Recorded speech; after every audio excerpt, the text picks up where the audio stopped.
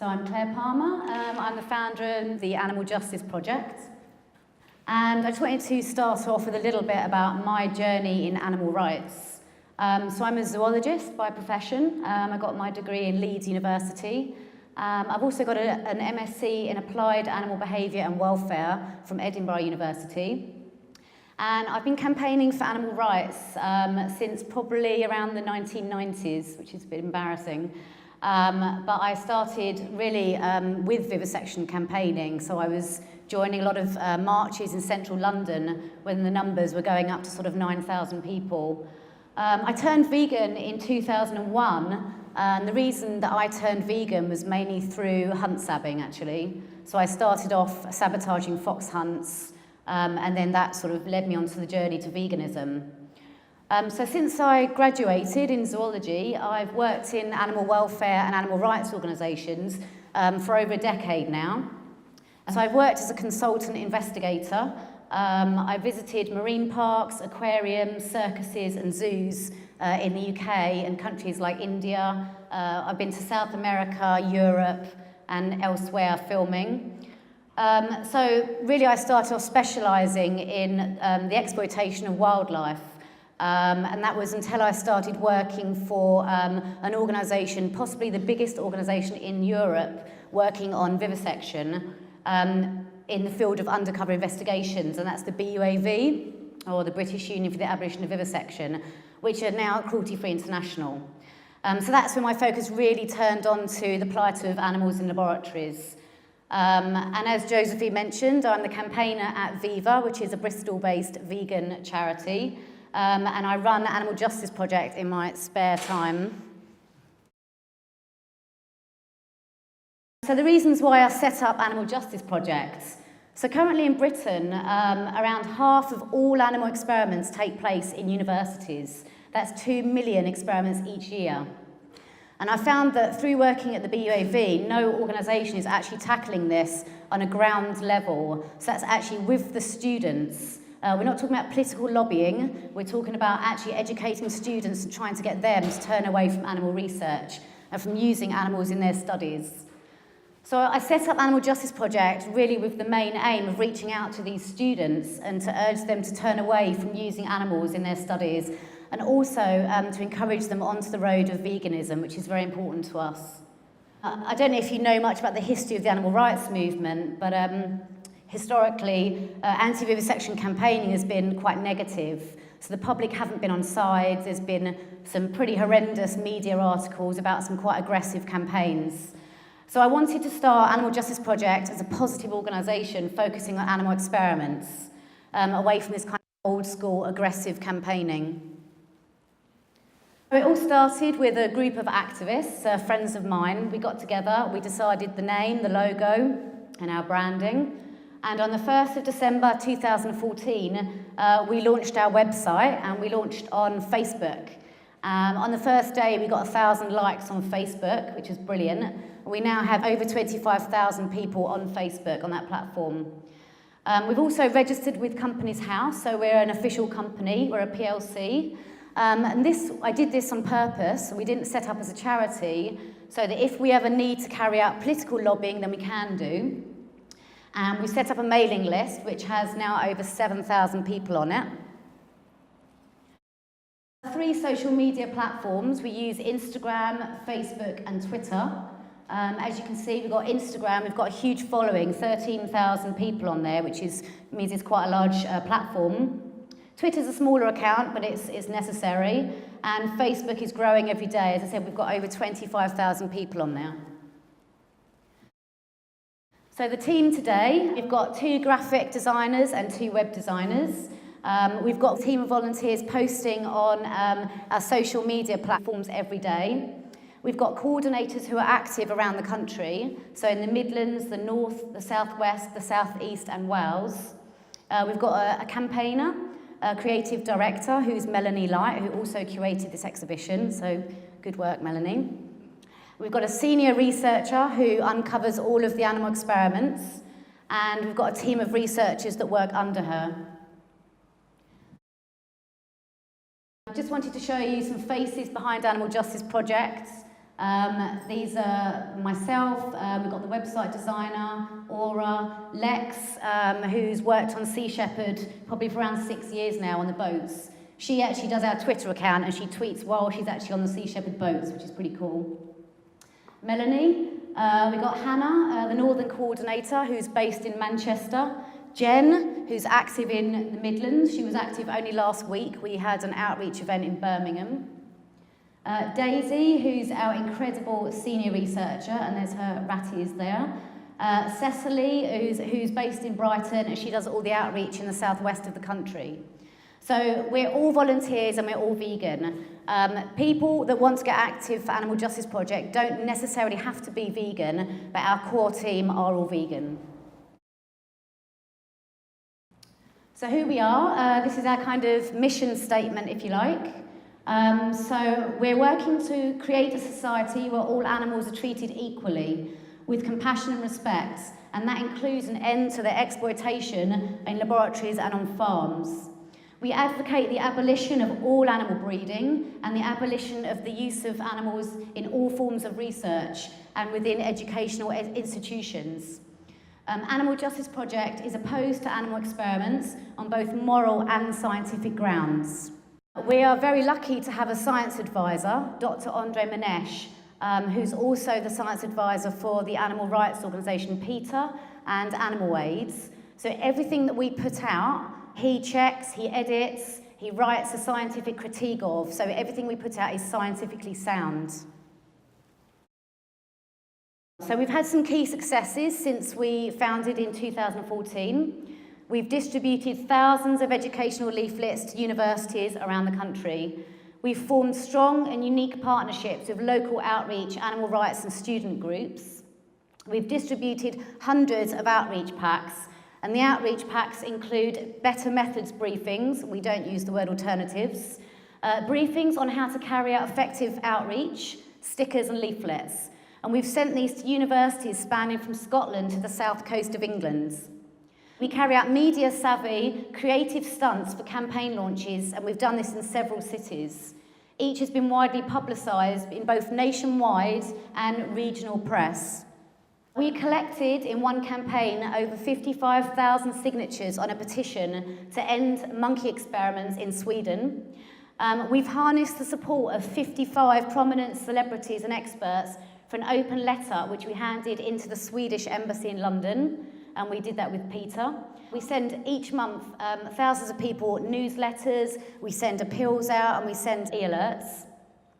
Our social media platforms reach over 39,000 people put together, and that's people who actively follow our platforms. We operate regular online actions which receive widespread support. For example, we use thunderclaps, petitions and pledges. Over 5,000 people have contacted the Ministry of Defence to oppose animal experiments. 4,000 people have opposed a beagle breeding farm in Yorkshire.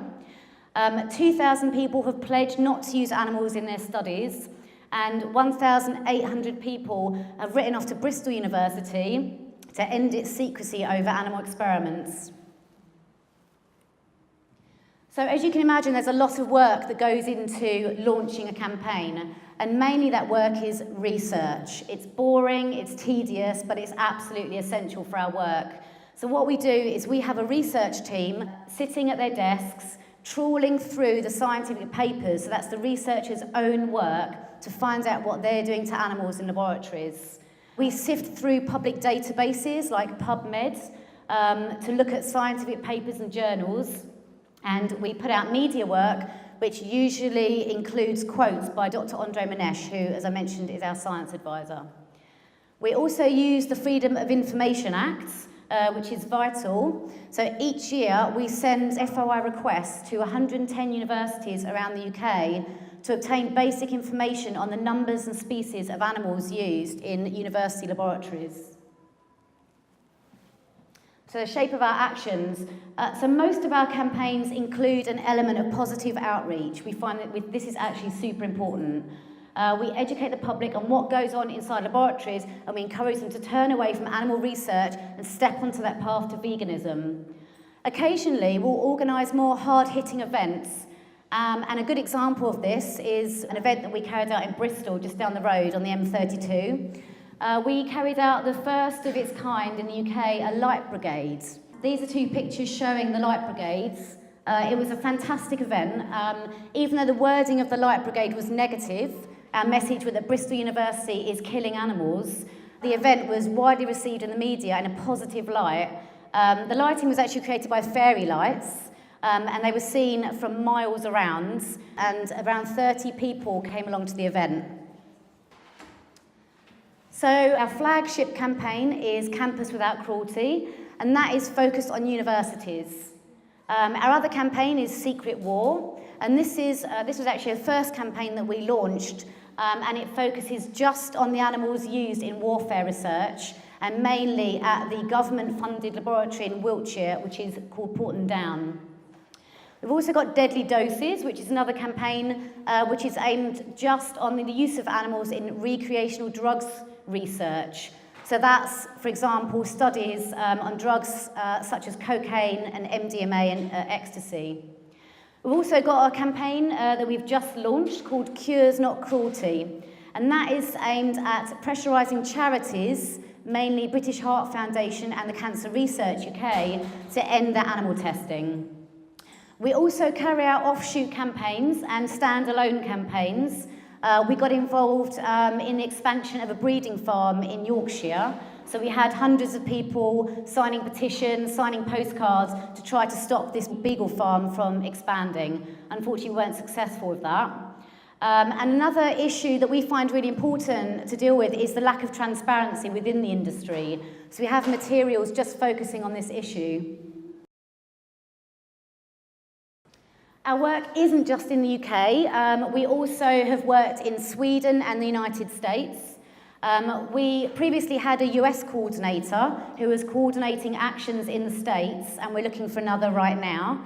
And we're still working quite actively in Sweden. So our Sweden campaign is called simply Stop Monkey Imports. And with our partner organisation, Animal Rights Alliance, it was an issue that was brought to our attention. There was 120 macaque monkeys who were being imported from the United States into Stockholm University, Karolinska Institute. This university is actually the last university in Scandinavia to still use primates. For this campaign, we collected over 55,000 signatures on a petition, and each one of those signatures went straight to the inbox of the university, so they were well aware of the campaign. We handed in an open letter to the Swedish embassy alongside Peter, which was signed by experts, scientists and celebrities. I travelled to Stockholm to the university, and I met with the heads of the departments, the heads of the animal houses at the university, along with Dr. Andre Manesh and the Swedish group. And this is a picture of our open letter to the Swedish government. It was signed by Dr. Jane Goodall. Some of you may well know, she's quite a famous primatologist or anthropologist. Ian Redmond, who also is another important primatologist. Peter Egan, who is incredible, vegan actor. Joanna Lumley, who I'm sure you probably all know, and Moby, the US celebrity. It's just a picture of us round the table with this guy here was the head of the monkey research laboratory in the Stockholm University. Dr. Andre Manesh, this is Daniel, the founder of the Swedish group. And we were outside handing in our petition with a monkey costume. Joanna Lumley provided a statement for the campaign. For the campaign also, we tried to produce scientific reports as well. So this report was written by Dr. Andre Manesh, and he was asking, does the Swedish monkey experiment contravene EU law? And surprise, surprise, it does. So the findings of the report, on the basis of genetics and evolutionary biology, the monkey model is not a reliable or relevant study of human disease. The likely harm to monkeys far outweighs the benefits to human medical progress. Macaque monkeys are largely immune to malaria, and non-animal models are widely available. The Sweden campaign got widespread media coverage, and the reason that was is because it was picked up by the Press Association. So it basically went onto the wire. I didn't think we'd got much press throughout the day. We went locally, it was in the Oxford Mail, the Irish Examiner, many local newspapers, but I didn't think we'd actually got nationwide press. And then about 5 o'clock, it went into the Express, which was incredible. So as you can see, stars including Joanna Lumley, Peter Egan, call for an end to monkey malaria tests. So the results of the campaign, the successes working on this issue, few and far between, but we did have successes with this campaign. In fact, they only imported in the end half of the monkeys they were due to be importing, and that was really due to the pressure by us and by Animal Rights Alliance in Sweden. They changed the experimental protocol, so the experiments then were no longer lethal experiments. So Animal Rights Alliance is now still in discussions with the university to try to get them to release the animals that they're using to a sanctuary. And it doesn't sound possible, but actually it is. The group in Sweden have actually managed to persuade the university previously to release 3 monkeys, only 3, but obviously everyone counts, to a sanctuary. So we're hoping still that they will let us take the monkeys, but we'll have to wait and see. Our second campaign, Deadly Doses, this was a campaign that we launched both in the UK and the United States. And this is a campaign that really came about because of our research team. And they found that in a lot of universities there is a lot of experiments going on animals in recreational drug studies.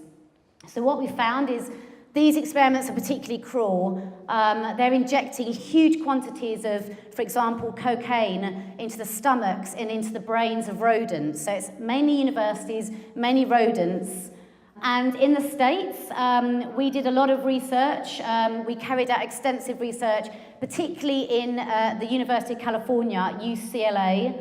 And in 2016, on World Day for Laboratory Animals, we organised a big demonstration on the campus. And again, for this campaign, we had 2 reports. Dr. Andre Manesh, he wrote both, and he said that the findings were an epidemic of gross government spending on recreational drug experiments on animals. So they're both our reports, and they're also, you can read them on our website. So this is a couple of pictures of our demonstration at UCLA. It was attended by about 70 activists. And again, we received good media coverage for this stunt.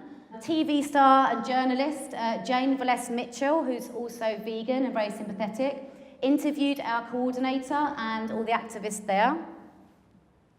We were in the Washington Times and the Sun Herald, which would have reached thousands of people.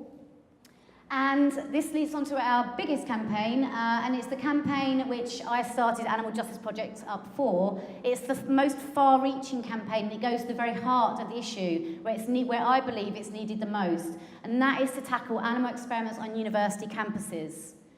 So we've worked with several universities across the UK, and this is a campaign that we're going to expand more and more. Some of the universities, Bristol University on our home turf, UCL, in London, Manchester University, Nottingham, Edinburgh University and Birmingham. We've achieved so much media coverage for this campaign all across the country. We organised regular outreach and demonstration on these campuses. As part of the Campus Without Cruelty campaign, we have UniWatch, which is basically a hotline set up for students so that they can come to us in confidence and tell us about the animals being used on their university campuses. So this is just an example, a picture of an event we had at Bristol University this year. We had, again, about 75 activists standing outside the Wills building, highlighting the plight of the animals inside Bristol. And Bristol is quite a good case study, actually, of, I guess, one of our successes, even though it may seem a small success. So Bristol University, despite signing the Concordat on Openness in Animal Research, has over several years, and this spans back to my time at the BUAV, refused to answer freedom of information requests on the number and species used inside their labs, which is absolutely outrageous. So the BUAV doesn't work so much on the ground, so we picked it up. We've sent freedom of information requests continuously. We've held the light brigades, we've held demonstrations, we've had thousands of people signing a petition, which again goes straight to the inbox of the university. And finally, 2 months ago, Bristol University released their figures, first time in probably around 7 years. The reason I think that Bristol University has been hiding what it does in its laboratories is because it uses cats, and they know that people don't want to hear about cat experiments.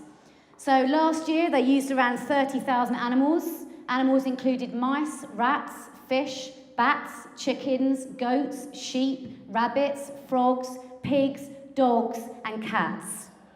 And I have to say that the dog experiments were not invasive. They were included in the FOI, so they would have had to have had approval from the Home Office, but they were in collaboration with the veterinary school, and they were on people's companions. But the cats, one cat last year, was used in a neuroscience study, and we know from insiders that they have other cats there, and this is something they're desperate to hide. So when Bristol University finally released its figures after 7 years, I got straight onto the Bristol Post the next, pretty much that day. The next morning, I think they were probably quite mortified. It was in the Bristol Post, splashed across their website, in their print version. We also had it in the Epigram, which is the Bristol student mag. We always try to get it into the student mags. This was an event we carried out at UCL, which is one of the largest users of animals in the country, and they're particularly notorious for their marmoset experiments for Parkinson's disease. So we had an event, we had probably around 30 people turned up, wasn't a huge number, but it was very effective. We had a professional photographer there, looked great on photos. We also received media coverage for this event. Again, very positive, the overall look was very positive. We deliberately keep this campaign in a sort of pink colour, keep it positive, non-aggressive. We want to work with students, not against them. Just another university that we've done a small bit of work on, but I'd like to do more, is Sheffield University.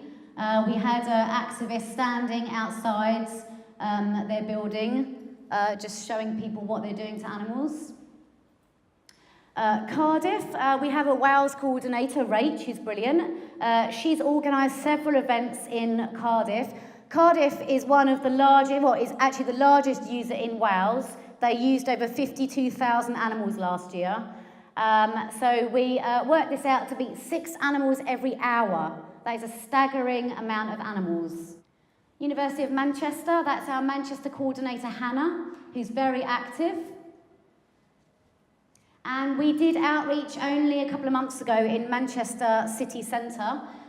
These are our volunteers and our new gazebo, doing positive outreach, telling people in the town of Manchester what is going on inside their local university.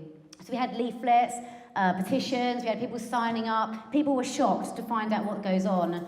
So every time we do events, we focus on university, we prepare leaflets, we create leaflets just for that university. So it's very specific, and that will tell you exactly what is going on inside Manchester University. I keep going on about media, but I'm quite proud of the media that we have. This was the Wales Online. This is the largest Wales newspaper. This is just a tiny snapshot of the media coverage that we've had since we started. As you can see, I mean, it's incredible, really. We've been in the Mail Online several times, the Express, who are actually very supportive of us, student newspapers, Bristol Post. We even reached Taiwan. Again, the tab, the University of Sheffield has a tab, the Express again, Herald Scotsman, Huffington Post, I think about 2 times. So we don't think this is bad for an all-voluntary organisation. Nobody in Animal Justice Project is paid for this. We've received more media coverage than any other anti-vivisection organisation since 2014, and I know that for a fact. Not only do we get newspaper articles online and in print, we've also been on BBC Radio. I was up at 4 in the morning a couple of months ago to talk about mouse experiments at Bristol, Radio Talk Europe for the Secret War campaign, and television. And our most recent media coverage was on the animals being used, 25,000 a year, inside Nottingham University. And this is all thanks to Daisy, who we adore. She's our senior researcher, and she did all the work for this, which was brilliant. She did all of the research, she uncovered the experiments, she summarised them, she put them into a press release, and she pitched it. So we're really proud of her. Another campaign that we run is called Secret Wars, I've mentioned. This campaign is quite narrow in its reach, and it's really just focusing on one laboratory, and that is Porton Down. I don't know, I'm sure some of you will have heard of this, but it's quite a notorious laboratory in the sleepy town of Wiltshire, and they really carry out some pretty horrific experiments, particularly on rabbits and primates. This was one of our first campaigns that we set up. We've held demonstrations in central London for Secret War. We've also held, again, positive outreach in the local town. Thousands of people have written off to the Ministry of Defence. Ministry of Defence even asked us to publish their response on our own website, which we said no to, because they couldn't be bothered to keep responding to people. Hundreds of people have ordered postcards.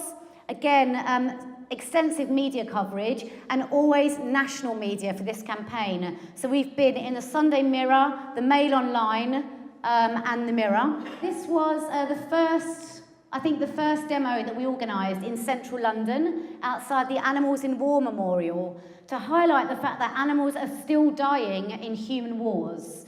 So we had a professional makeup come along, and she did sort of fake wounds on people. This here is supposed to represent a cannula, which is quite common in laboratories. You might have seen some pictures of animals with what's called cannulas. It's a way that researchers inject substances into brains. And this was our event, which I'd love to do another one like this, actually. It was so powerful. Everybody standing. Most of our events are silent. We don't tend to use megaphones because we like to keep things positive. So central London at the Animals in War Memorial, cannulas, we had a gas mask there, people were blindfolded. And these are all things that are going on inside Porton Down. Animals being gassed, for example. We've done more central London outreach. We've not done so much of the laptop activities, but we're maybe going to do some more of this. Just showing people footage of what's going on inside laboratories. Unfortunately, at this point, we don't actually have any of our own footage, so we have to use other organisations. But we're hoping, as the money comes in, if we can do some more fundraising, then we're hoping to carry out our own undercover investigations, which is an area that I'm really keen for us to expand, but it's an area that I definitely don't want us to rush into. It needs to be well thought out. So going back to the local outreach in the town of Porton Down, it was Art for Animals. It was brilliant. We had a 6-foot painting of a macaque monkey. We had positive activities for children, which they absolutely loved. Again, trying to encourage people over, telling them about the experiments inside Porton Down, getting people to sign postcards against Porton Down.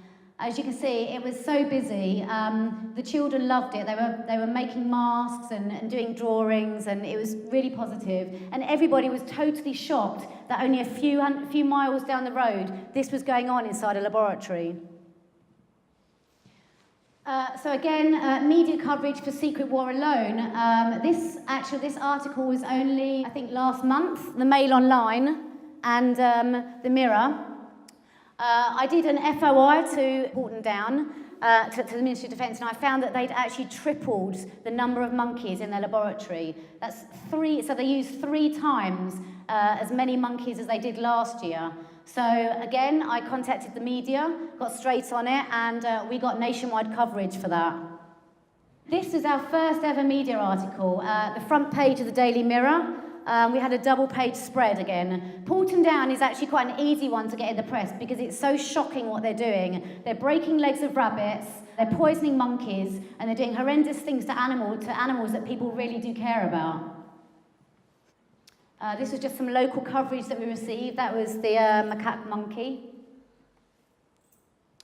And finally, our newest campaign, which we've literally just launched, is called Cures Not Cruelty. And that is a campaign to end animal research by charities specifically British Heart Foundation and Cancer Research UK. So historically, the campaign against these two charities, again, has been quite aggressive, blood-splattered lab coats. We wanted to move away from this overall look. We would need to encourage people to listen to us and to educate people, particularly on issues such as cancer, which is obviously an issue that is close to many people's hearts. It's a terrible disease. And a message there to Cancer Research UK is that they are spending less than 5% of their annual £600 million income on prevention of cancer. This is outrageous. They're not addressing the two main causes of cancer, which is eating meat and smoking.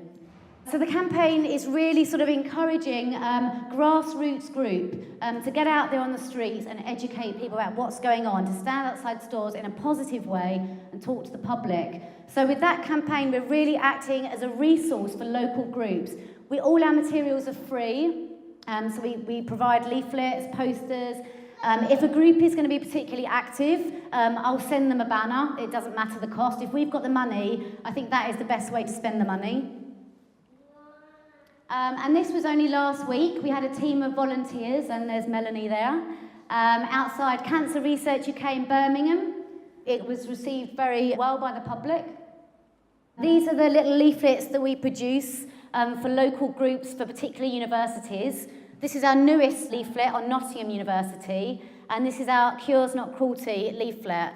These leaflets are actually really cheap to produce, and you can make them good quality for very little amount of money. They're a great size, they're DL size, so they're great for door dropping as well. So they're brilliant, perfect leaflets. They've just got snapshots of information, everything that somebody needs to hand out in large quantities. This is our Deadly Doses leaflet and our General Animal Justice Projects leaflet, talking about speciesism, because obviously we're an anti-speciesist organisation. And we sell merchandise, so it's all available on our website. And only today we have launched an Etsy, thanks to Mel. So we've got some brilliant merch there. Also, thank you to Holly, who organised the photo shoot for this. So, you know, it's really looking very professional, so it looks awesome. And yeah, if anyone wants to get involved, we're always looking for new volunteers. We need volunteers across the board: fundraisers, campaigners, researchers, social media coordinators, admin, outreach. Any help is really appreciated. And thank you for listening.